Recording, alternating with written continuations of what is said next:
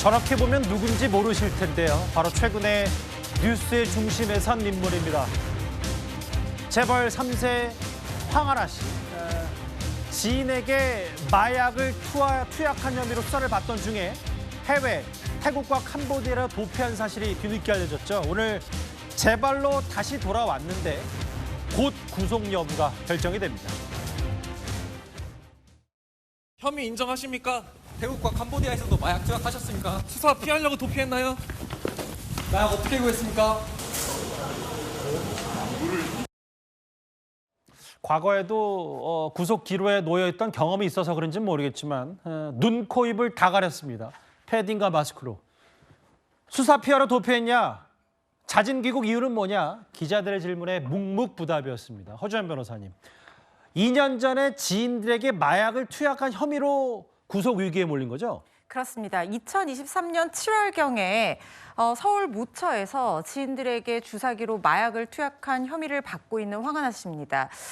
그때 당시에 경찰이 이 부분을 인지를 하고 내사를 하고 있던 중이었고 황하나 씨는 내사자 신분이었다가 간이 시약 검사까지 했는데 돌연 그해 12월에 태국으로 출국한 뒤에 수재 파악이 되지 않았었습니다. 경찰에서 인터폴에 청색 수배 요청을 하고 여권 무효화 조치를 하고 난 뒤에 황하나 씨의 행방을 쫓았는데 1년 정도 도피 생활을 했었습니다. 도피 생활하는 와중에 또 태국에서 캄보디아로 미립국을 해서 거기서 호화 생활을 누리고 있다라는 얘기까지 나올 정도로 황하나 씨의 행적이 사실상 노출이 되다시피 해서 황하나 씨를 잡는 것은 시간 문제다라는 얘기는 나왔었는데 예. 그러다 갑자기 자신의 변호인을 통해서 한국에 들어와서 자진 출석하겠다는 의사를 타진했고 이 의사를 접한 경찰이 프놈펜 태초 국제공항까지 가서 우리나라의 관할권이 미치는 국적기 안에서 황하나 씨를 직접 체포를 해서 압송을 해온 겁니다.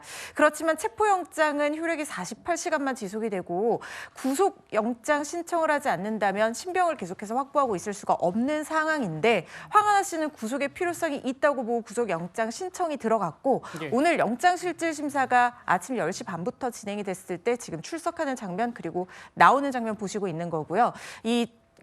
영장실질심사는 이미 끝났거든요. 이르면 오늘 밤 구속 여부 결정될 것으로 보입니다. 저건 이제 5년 전이고요. 잠시만요. 오늘 화면을 다시 한번 부탁드리겠습니다. 오늘 물론 올해 들어서 가장 추운 날씨, 한파가 몰아치긴 했어도 저렇게 두터운 패딩 입고 눈, 코, 입 다 가린 채 오늘 영장실질심사에 출석을 했습니다.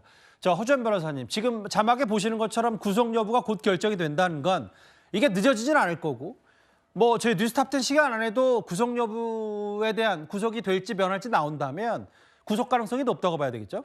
사실 구속 가능성 굉장히 높은 사안일 수밖에 없습니다. 일단 구속 사유에 대해서는 범죄의 중대성 그리고 도주나 증거인멸의 우려를 보게 되는데 지금 황하나 씨 같은 경우에는 누범 기간 중에 동종의 범죄를 똑같은 마약류 관리법 위반 혐의를 받고 있는 상황이기 때문에 형량이 굉장히 높게 가중처벌될 가능성이 아주 높은 상황입니다. 그렇기 때문에 범죄의 중대성 당연히 인정이 될 것이고요. 지금 투약했다고 여겨지는 약물도 향정신성 의약품 그다음에 대마 여러 가지 약물 종류가 있는데 그중에서도 처벌 수위가 굉장히 높은 중독성이 강한 약물입니다.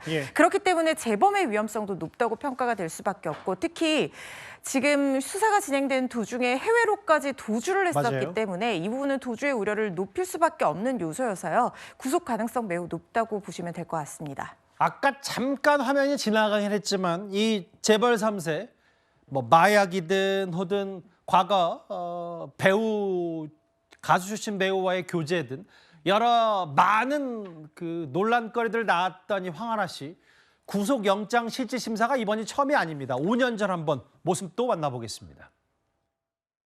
아직까지도 만난 적 있습니까? 마약 혐의 인정하셨습니까? 지인분들 협박하신 혐의 인정하십니까? 인정 안 해요. 마약에 따라 진술 만난 적 있습니까? 아니요.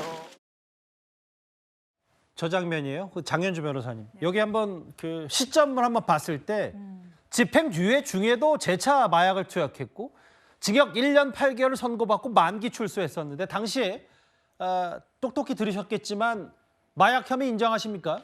정확히는 마약을 했다는 진술 강요한 적 있습니까? 아니요 라고 했거든요. 근데 그 이후에 이른바 호화 도피설까지 불거지기도 했었어요.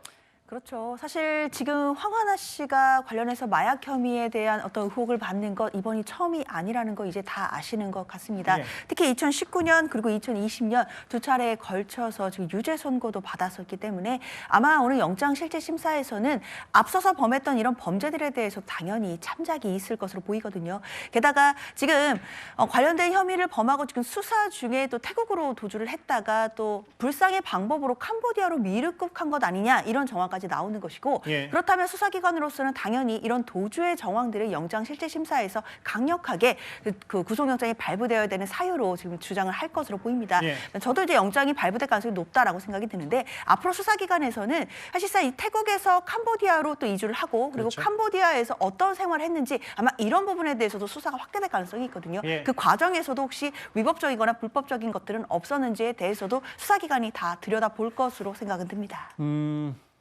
아마 뉴스탑10 시간 안에도 구속 여부가 결정이 될 수도 있으니까 속보로도 한번 잘 지켜봐야 될 것 같은데요. 구재항 부장님. 네.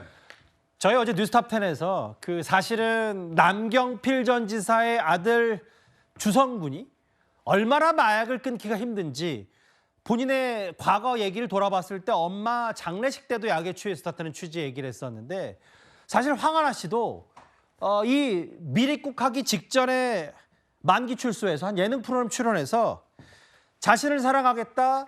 난 더 이상 이제 이런 행동을 하지 않겠다는 얘기, 다짐도 한 예능 프로그램 했었던 기억도 나는데 이게 쉽지 않고 다시 도로 반복이 된 것 같아요. 네. 마약 중독이 얼마나 심각한지를 보여주는 대표적인 사례가 아닌가 하는 생각이 듭니다.